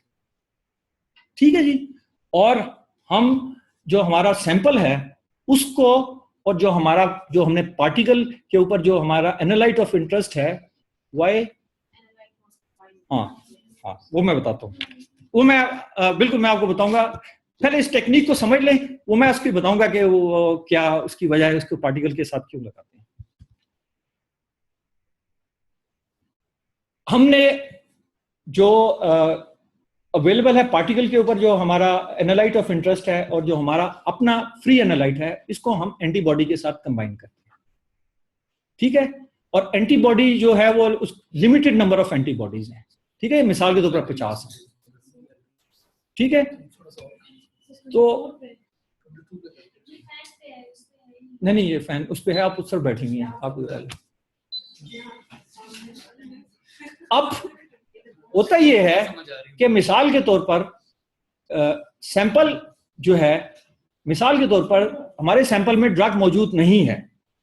ठीक है जी, तो उसमें होगा ये कि जब ड्रग मौजूद नहीं है तो जो हमारा वो पार्टिकल जो कि कमर्शियली अवेलेबल था, जो कि हमने एनालाइट ऑफ इंटरेस्ट को उस पार्टिकल पे लगाया हुआ है, उस सारे का सारा उन 50 के 50 एंटीबॉडीज के साथ कंबाइन कर जाएगा, जिसकी वजह से जो हमारे पास अवेलेबल जो चीज होगी वो तमाम की तमाम वो पार्टिकल कोटेड एनालाइट होगा, जो कि एंटीबॉडी के साथ मिलकर उस सॉल्यूशन की जो है वो टर्बिडिटी को इंक्रीज कर देगा। अब जब हम इसमें कोई ऐसा सैंपल डालते हैं कि जिसमें हमारा फ्री एनालाइट ऑफ इंटरेस्ट मौजूद हो, तो वो उन एंटीबॉडीज के साथ कंबाइन कर देगा, और ये जितनी भी एंटीबॉडीज हैं वो हमारे फ्री एनालाइट के साथ मिल जाएंगी। तो अब जो हमारा कोटेड पार्टिकल है उसको जो है वो इनकी अवेलेबिलिटी जो है वो एंटीबॉडी की वो कम हो जाएगी। ठीक है, तो उस सॉल्यूशन की टर्बिडिटी जो है वो कम हो जाएगी, क्योंकि उसकी एग्लूटिनेशन जो है वो कम हो जाएगी। So this decrease in immunoturbidity because of the presence of analyte of interest, ठीक है, this is called turbidometry inhibitory immunoassay। ठीक है जी, मैं इसको दोबारा बताता हूं। फ्री एनालाइट के साथ क्यों ज्यादा एंटीबॉडी कंबाइन करेंगे, वो कोटेड के साथ क्यों? ये देखो कंबाइन लिमिटेड है ना उसका नंबर, और क्या चाहिए है। अगर मैं एनालाइट बताता है हूँ। तो एंटीबॉडी कैप्चर हो जाएगी, it won't be able to combine. तो हम दोनों चीजें एक साथ डालते हैं ना। देखिए ये चीजें इस तरह नहीं है जो ये सिर्फ समझाने के लिए मैंने आपको बताया है। एक्चुअली होता ये है कि इसमें ये मैंने आपको सिर्फ समझाने के लिए बताया है स्टेप वाइज। होता ये है कि ये जो हमारा एनालाइट ऑफ इंटरेस्ट है और जो कोटेड पार्टिकल है, इन दोनों को हम इकट्ठा जो है वो इसके अंदर डालते हैं। ठीक है, तो अगर हमारा एनालाइट ऑफ इंटरेस्ट जो है वो ज्यादा मिकदार में मौजूद है तो वो लिमिटेड नंबर ऑफ एंटीबॉडीज हैं, वो ज्यादातर एंटीबॉडीज को, इससे नहीं होता कि 50 की 50 को वो कैप्चर कर लेगा, लेकिन वो ज्यादा नंबर ऑफ एंटीबॉडीज को जो है वो कैप्चर कर लेगा। तो जो हमारा कोटेड एनालाइट ऑफ इंटरेस्ट है उसको जो है वो एंटीबॉडीज जो है वो कम मिलेंगी। ठीक है जी, तो उस सर मेरे ख्याल से इंटरव्यू मेरे मतलब आई मे बी रॉन्ग, लेकिन मेरे ख्याल से टू स्टेप है। टू स्टेप ही है। पहले आप अवेलेबिलिटी देते हैं, हाँ। अगर एनालाइट है तो वो उसको कैप्चर कर लेगा। अगर एंटीबॉडी अवेलेबल नहीं होगी तो bind with the particle agglutination नहीं करेगी। See, ma'am, ये और यही इम्यून इनहिबिशन है। अगर है तो इम्यून इनहिबिशन होगा, अगर नहीं होगा तो there won't be any immune inhibition. जो फ्री आपकी एंटीबॉडी अवेलेबल है that will bind to the lattice particle. और ये तो आपकी लैब में बहुत यूज हो रहा है, बहुत यूज हो रहा है ना ये तो। आपका A1C और जी। माइक्रोइल्यूमिनेशन हो रहा है, तो आप आज जाके चेक करें कि ये वो बिल्कुल आइसोलेशन में नहीं होता है, वो उसके वो साथ compete step है करता है, कि नहीं है, compete करता है। स्टेप नहीं है मेरे जी नहीं, जी सर। sequential step है। है उसमें हाँ, स्टेप। सर। वो रिजल्ट आप अलग-अलग डालते हैं।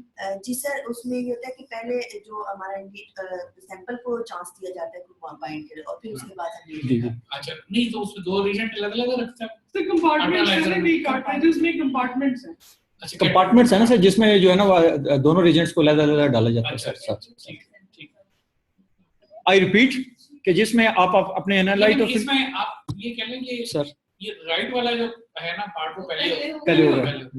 क्विंचिंग कर जाए Quenching कर then जाए, it gives chance for the वैसे इकट्ठे डाल दें फिर भी हो जाएगा सर, कोई ऐसा नहीं है सर। फिर भी कंपटीशन हो। ये एक्चुअली ये दिस इज अ कॉम्पिटिटिव, ऐसे मैंने कॉम्पिटिटिव का नाम इसलिए नहीं लिया कि अभी आपने बहुत सालों में क्वेश्चन मार्क डाल देना कॉम्पिटिटिव क्या है, वो आगे हमारी टॉक है तो इस पे ऊपर हम दोबारा देख लेंगे, ठीक है। लेकिन इसमें आप सिर्फ ये समझिएगा, किसी ने कहा था कि जी पार्टिकल क्यों के साथ करते हैं, तो बहुत क्लियर कट, बहुत मजेदार डिस्क्रिप्शन आपकी टीट्स की बुक में लिखी हुई है कि जो निफेलोमेट्रिक ऐसे है इसकी सेंसिटिविटी जो है वो टर्बिडियोमेट्री ऐसे से थोड़ी सी ज्यादा होगी, तो इसमें जो डिटेक्शन लिमिट है या सेंसिटिविटी को इंक्रीज करने के लिए, एनहांस करने के लिए पार्टिकल को जो है एनालाइट ऑफ इंटरेस्ट को पार्टिकल पे लगाया जाता है। दिस इज अ मेन बड़ा साइज नाम से देख रहे हैं, मैग्नीफाई करके देखते हैं, ठीक। Particle is magnified with it. तो एक बड़ा इंपॉर्टेंट इसमें बहुत ही इंपॉर्टेंट चीज ये है कि वो जो पार्टिकल है उस पे जो बाइंडिंग साइट्स है फॉर एनालाइट वो नहीं, वो लिमिटेड है। वो लिमिटेड है, बिल्कुल सर। वो लिमिटेड है, जो बाउंड के अलावा कोई बाइंडिंग साइट्स अवेलेबल नहीं है। There are no other binding sites other than those which have already been occupied by the analyte. जो रीजेंट का पार्ट है आपके, ये जो लेफ्ट साइड है ना वो रीजेंट का पार्ट है आपका। तो रीजेंट के अंदर ही उन्होंने पार्टिकल दिए हुए हैं, ऐसे पार्टिकल दिए हुए हैं जिसके ऊपर वो एंटीजन जो आपका एनालाइट ऑफ इंटरेस्ट है वो बाउंड है, और उसके ऊपर कोई और अनबाउंड साइट्स अवेलेबल नहीं है, ठीक है। ये इंपॉर्टेंट है बात। So this was the description about turbidimetry inhibitory immunoassay. Now let's talk about, ये सारी description है जी, ये आप इसको कहीं देख लीजिएगा। Nephelometric inhibitory immunoassay. This is primarily, मैंने इसको बहुत लिटरेचर को सर्च किया, बहुत आर्टिकल्स मैंने पढ़े, लेकिन बेसिकली मुझे हर आर्टिकल में this method was used for detection of drugs, और उन ड्रग्स को उन्होंने जो है ना हैप्टेंस का नाम दिया। आपको पता है हैप्टेन वो एंटीजेंस होते हैं कि जो कि इतने छोटे साइज के होते हैं कि वो इम्यून रिस्पांस या इम्यूनोलॉजिकल रिस्पांस या एंटीजन एंटीबॉडी रिएक्शन नहीं कर सकते।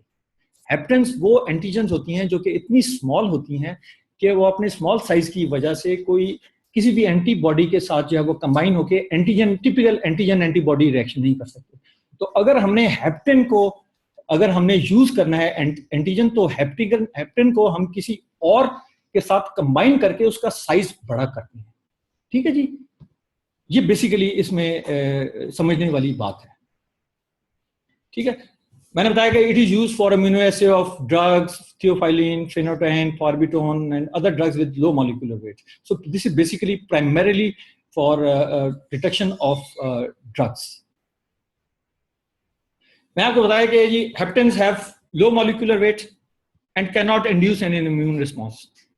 तो हमने हेप्टेन को, हम अपनी टेक्निक में हम बात करते हैं कि हम इसको हम कंबाइन करते हैं एक सीरम एल्ब्यूमिन के साथ, बोवाइन सीरम एल्ब्यूमिन के साथ. ठीक है जी. अब हम इसको देखते हैं कि ये क्या है. ये भी जरा समझने की कोशिश कीजिएगा. ये हमारी एक ड्रग है एंड इट इज हेप्टेन, यानी इट इज एंटीजन जो कि अपना इम्यून रिस्पॉन्स नहीं कर सकती because of the small size. इसको हमने कंबाइन कर दिया एल्ब्यूमिन के साथ. ठीक है जी. और ये एक एल्ब्यूमिन, हेप्टेन एल्ब्यूमिन कॉम्प्लेक्स बन गया, ड्रग एल्ब्यूमिन कॉम्प्लेक्स. अब आइडियली इसको अभी इम्यून रिस्पॉन्स शो करना चाहिए, लेकिन एक और प्रॉब्लम है. फिर भी अभी प्रॉब्लम ये आ रहा है कि ये सिर्फ एक एंटीबॉडी इसके साथ, इसमें ऐसी कैरेक्टरिस्टिक है कि ये सिर्फ एक एंटीबॉडी के साथ कंबाइन करेगी. ठीक है जी. ये अभी भी इतनी छोटी है. तो उसमें मैंने आपको बताया था कि एक एंटीजन एंटीबॉडी रिस्पॉन्स के लिए बहुत सारी एंटीजन और बहुत सारी एंटीबॉडी जो है वो आपस में जो है वो उनका कनेक्शन होना चाहिए. सो अभी भी ये जो है ना हमारे उस क्राइटेरिया पे जो है ना वो फिट नहीं हो रही. ठीक है जी. अब करते ये हैं कि हम बहुत सारे हेप्टेन्स को ले लेते हैं. ठीक है जी. और उन बहुत सारे हेप्टेन्स को हम इसी एल्ब्यूमिन के साथ कंबाइन करते हैं और एक बड़ा कॉम्प्लेक्स बन जाता है जिसे हम कहते हैं पॉलीहेप्टेनिक एंटीजन या पॉलीजेनिक एंटीजन. ठीक है जी. यानी ये हमारी ड्रग है. ठीक है जी. इस ड्रग को हम कंबाइन कर रहे हैं, सॉरी जरा मैं पीछे चला गया, एल्ब्यूमिन के साथ ताकि ये इम्यूनोजेनिक हो जाए. लेकिन इस एक हेप्टेन को कंबाइन करने से इसकी जो एक एंटीबॉडी के साथ तो कंबाइन हो जाएगी, लेकिन वो जो टिपिकल रिएक्शन है हमें जो चाहिए होता है जो एक इम्यून कॉम्प्लेक्स बनाने के लिए डिफरेंट एंटीजन की डिफरेंट एंटीबॉडीज के साथ जो हमारी आपस में क्रॉस लिंकिंग होती है वो नहीं होगी. तो उसमें ये होता है कि हम मल्टीपल जो हेप्टेन्स होते हैं मॉलिक्यूल्स, इनको हम इसी एल्ब्यूमिन के साथ कंबाइन करते हैं, जिसकी वजह से इसका साइज भी बड़ा होता है और इसमें डिफरेंट एंटीजन एंटीबॉडी साइट्स भी आ जाती हैं. इसको हम कहते हैं पॉलीहेप्टेनिक एंटीजन या पॉलीजेनिक एंटीजन. ठीक है जी. ये बहुत आसान सी चीज थी, कोई ऐसा मुश्किल नहीं है. नो, उसी चीज को जो हमने अभी पीछे देखा है. ठीक है. ये हमारे पास पॉलीहेप्टेनिक एंटीजन आ गई. ठीक है जी. और हम इसको अपने हेप्टेन के साथ जो है वो सॉरी अपनी एंटीबॉडी जो इसके साथ जो है ना इसको हम कंबाइन करते हैं. ये हमारी एंटी ड्रग एंटीबॉडी या एंटी हेप्टेन एंटीबॉडी. ठीक है. ये जब कंबाइन करेगी तो मैंने आपको बताया था कि बहुत सारी क्रॉस लिंकिंग्स होंगी और हमारे पास एक इनसॉल्युबल इम्यून कॉम्प्लेक्स बन जाएगा. बहुत स्लो है सर.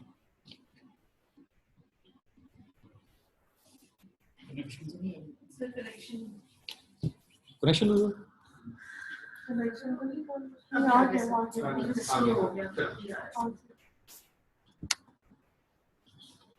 ठीक है जी. ये हमारे बहुत सारे इम्यून कॉम्प्लेक्स बन गए.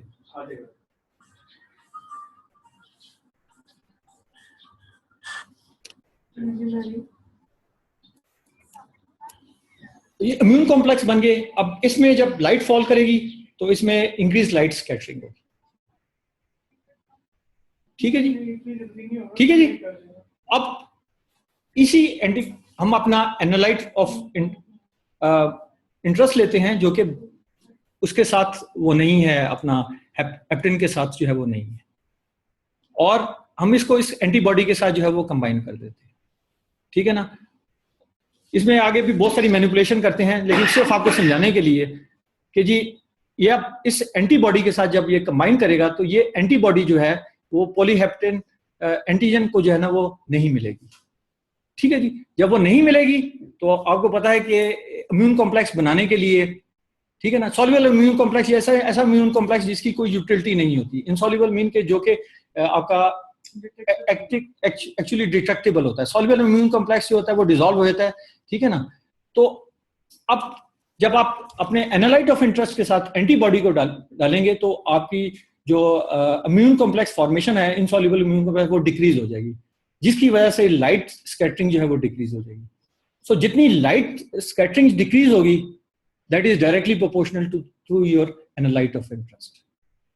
यानी कि अगर आप एनालाइट ऑफ इंटरेस्ट जो है वो मौजूद नहीं है, तो सारा का सारा जो आपकी एंटीबॉडी है वो आपके पॉलीहेप्टेन एंटीजन के साथ कंबाइन हो जाएगी, जिसकी वजह से लाइट स्कैटरिंग बहुत ज्यादा होगी। उस लाइट स्कैटरिंग को मेजर करते हैं और उसके बाद आप अपना एनालाइट ऑफ इंटरेस्ट को उन्हीं एंटीबॉडीज के साथ कंबाइन करते हैं। जितना एनालाइट ऑफ इंटरेस्ट जो है वो ज्यादा होगा, उतना ज्यादा वो उस एंटीबॉडी के साथ जो है वो कंबाइन होगा, उतनी ज्यादा एंटीबॉडी जो है वो उस पॉलीहेप्टेनिक एंटीजन को जो है वो कम अवेलेबल होगी, ठीक है, जिसकी वजह से जो आपकी लाइट स्कैटरिंग जो है वो डिक्रीज हो जाएगी। So this decrease in light scattering means कि your analyte of interest is present in free form, और जितनी ज्यादा डिक्रीज लाइट स्कैटरिंग होगी उतनी ही ज्यादा it is directly proportional to the concentration of our analyte of interest, ठीक है जी। तो बेसिकली दोनों टेक्निक मिलती जुलती हैं, ठीक है ना। इसमें हम एक तरफ एनालाइट ऑफ इंटरेस्ट को लेते हैं, दूसरी तरफ एनालाइट ऑफ इंटरेस्ट को हम किसी ना किसी चीज के साथ कोट कर देते हैं और उसको दोनों को कंबाइन करते हैं एक स्पेसिफिक एंटीबॉडी के साथ। अगर हमारा एनालाइट ऑफ इंटरेस्ट जो है वो ज्यादा है तो वो एंटीबॉडी जो है वो उसके साथ ज्यादा से ज्यादा कंबाइन करेगी। जब ज्यादा से ज्यादा कंबाइन करेगी तो वो एंटीबॉडी कम से कम अवेलेबल होगी फॉर कोटेड एंटीजन, ठीक है। और जब वो कम अवेलेबल होगी तो उसकी वजह से इम्यून कॉम्प्लेक्स या एग्लूटिनेशन जो है वो कम से कम होगी। अगर टर्बिडिटी इम्यूनोटर्बिडिटी है तो लाइट क्या कहते हैं, टर्बिडिटी जो है वो कम हो जाएगी, लाइट ट्रांसमिशन कम हो जाएगी। और अगर वो आपकी निफेलोमेट्री है तो उसमें लाइट स्कैटरिंग ज्यादा हो जाएगी, कम हो जाएगी। जितनी कम लाइट स्कैटरिंग होगी इसका मतलब है कि आपका एनालाइट ऑफ इंटरेस्ट उतना ज्यादा मौजूद है, और जितनी जो है वो टर्बिडिटी कम होगी इसका मतलब है कि आपका एनालाइट ऑफ इंटरेस्ट जो है वो उतना ज्यादा मौजूद है, ठीक है जी। जी सर, अभी आपने एक बात कही थी कि हेप्टेन इतना छोटा होता है कि वो इम्यून रिस्पांस जनरेट ही नहीं कर सकता, तो हाउ कम कि ये हेप्टेन जो है ये इस एंटीबॉडी के साथ अकेला जब होगा तो ये कंबाइन कर जाएगा? नहीं कर रहा ना, यही तो मैं बता रहा हूँ। ये आपने वो फिनोमेना नहीं पढ़ा था, वो Prozone phenomena of antigen assess वाला, ये सॉल्युबल इम्यून कॉम्प्लेक्स है। ये सॉल्युबल इम्यून कॉम्प्लेक्स मुझे वैसे लिखना नहीं चाहिए था। कोई सॉल्युबल इम्यून कॉम्प्लेक्स मीन कि ये बनता है ट्रांजिट और ये डिसॉल्व हो जाता है, एक्चुअली ये बनता ही नहीं। इसी वजह से तो लाइट स्कैटरिंग जो है वो डिक्रीज हो जाती है। ये जो सॉल्युबल इम्यून कॉम्प्लेक्स का मतलब ये होता है कि ऐसा इम्यून कॉम्प्लेक्स जो कि बनता है और उसके बाद फौरन ही खत्म हो जाता है। ये बहुत ट्रांजिट फिनोमेना है, ठीक है ना। तो ये एक्चुअली एंटीजन एंटीबॉडी वो होती ही नहीं, ठीक है ना, वो क्रॉस लिंकिंग नहीं होती। एक्चुअली ये आपके कंफ्यूजन के लिए मेरे ख्याल ये लिखा गया, इसको नहीं लिखा होना चाहिए था। कोई भी इम्यून कॉम्प्लेक्स समझे कि बनता ही नहीं जो कि परमानेंट होता है। हाँ, सॉल्युबल है, वो बनता है और खत्म हो जाता है, ठीक है जी। आई होप कि मैंने आपका जवाब दे दिया। Clear madam? जी सर, थैंक यू। चलिए आगे चलते हैं क्योंकि टाइम बहुत थोड़ा रह गया एंड वी हैव नहीं हो सकेगा sir.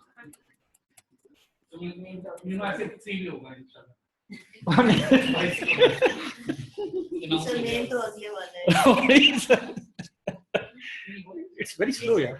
Sir net connection slow होगा, वो लिखा हुआ आप इंटरनेट कनेक्शन is unstable। आनिया जानिया का जी सर। ये रेड तो नहीं होगी।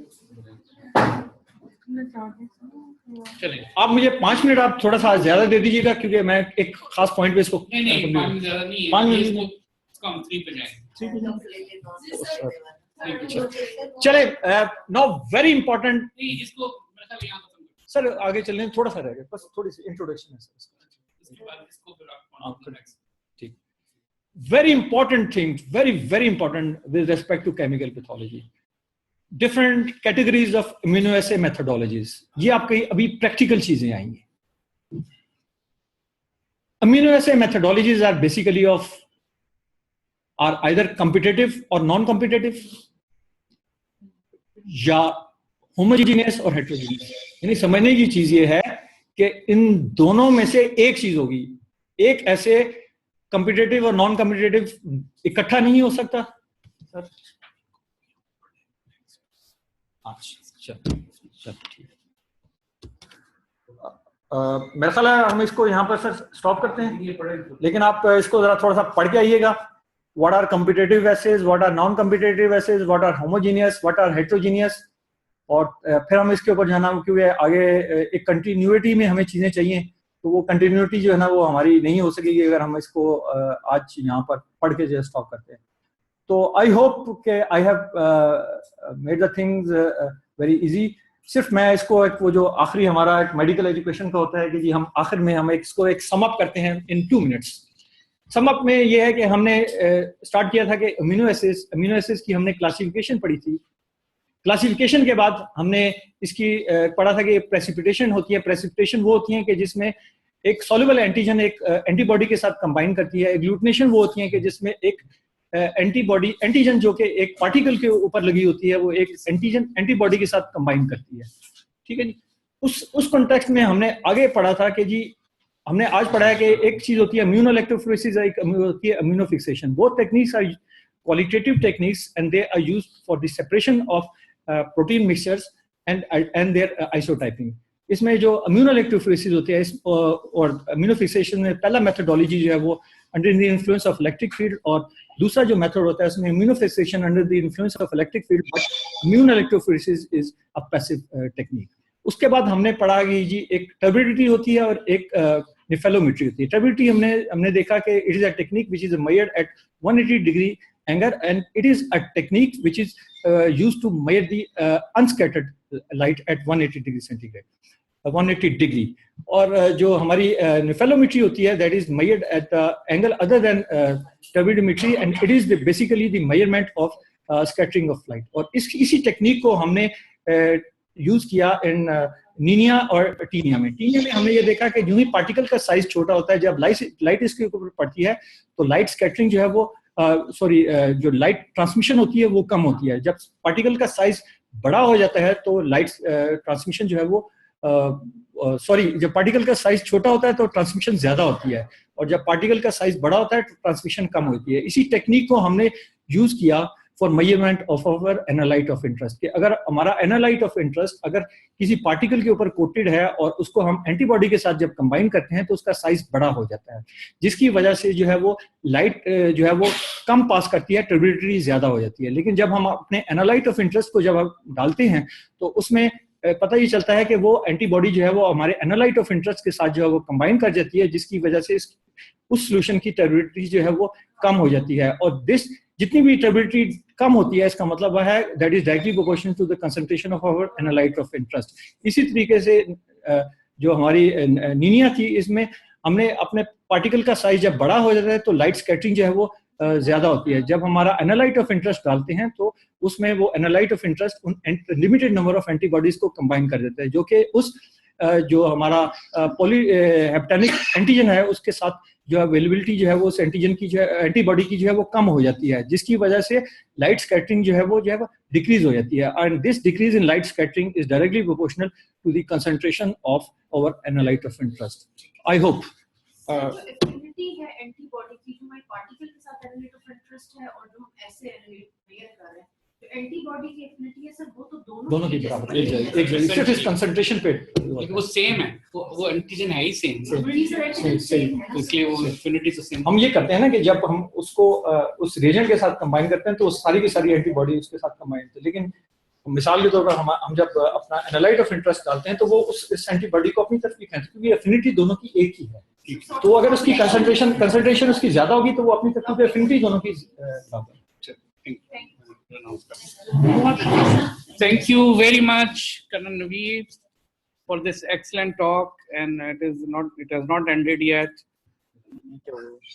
And essentially, it will continue, inshallah, in the next lecture. Fantastic talk, really fantastic. For all, not only for trainees, for consultants also, for junior consultant and for senior consultant who have already been rusted like me. And so these things should be discussed and it should be always be useful for all of us. Now, a small announcement. The next talk on male reproductive system will be on 21st April, not on 20th April, because of the FCPS Part 2 exam paper, theory paper. We want those guys to include, to come to listen our lecture, because they are bubbling in knowledge and they may contribute in our talks also. And there is the second change is on 22nd April, instead of clinical enzymology, we will discuss immunoassay 3. So this will be immunoassay 3, and this immunoassay 3, I tell you, is very, very important because it deals with the types of immunoassay: competitive, non-competitive, homogeneous, heterogeneous. Homogeneous, heterogeneous, very, very important. ये जिन्होंने theory देनी है वो वैसे अपने तौर पे पढ़ लें, और वाईवे के लिए तो बहुत ही इम्पोर्टेंट है ये, ठीक है, कि why we call it homogeneous and why we call it heterogeneous. Previously we usually discuss the contents of the lectures, and Karanveer was discussing with me that chemiluminescence heterozygous homozygous assay is very difficult to explain. But I think it is very important because all the chemiluminescence used in our laboratories, medium-sized laboratories, large laboratories, they are homogeneous chemiluminescence assay. And those techniques are very latest. And I'll request me to include those also. We will have time, sir. Inshallah, I will start with that. He will include. And you cannot understand it from books, from articles. What is homogeneous chemiluminescence assay? And we will request him to include in that. So if you do not have any further questions, we stop it here because 10 o'clock is our deadline for finishing it. Thank you very much. And once again, a reminder for the PSCP course.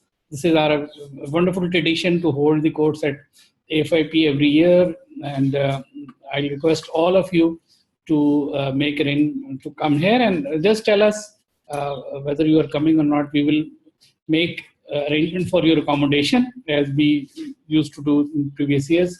We have already booked a few rooms in our messes, but you have to tell us well before time that you are coming or not. And there were one or two requests for booking of family rooms, and we will also consider that. And on 6th May, the activity is wonderful, although not very much directly related to the exam, but ultimately everything comes in exam because it is related to pediatric clinical chemistry, and pediatric is part of your curriculum. And second part is of PT program, which means external quality assurance, and there are wonderful lectures on that.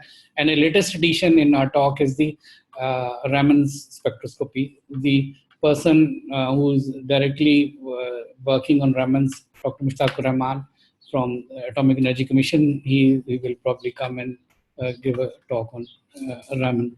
And on 7th May, we will have two wonderful workshops. One on diagnostic endocrinology that will be conducted by Kanan Naveed and Kanan Zujaja. That will be clinical workshop. Inshallah, we will try to bring some patients also. And the second is purely technical. This is an analytical workshop on the sophisticated techniques. So it is your choice. You can choose either of these two workshops. The course will end early on 7th May. Maybe at 1 o'clock, we will have a nice brunch and then we'll say goodbye to you. So it's 1.5 day activity. So I request all of you to come. I do not commit, or probably we will not make these lectures available on Zoom. so you physically come here. ठीक है? ये आखिर में Zoom की request ना करना, अच्छा इधर आएं ज़रूर आप लोग. Thank you very much. May Allah bless you all. The office.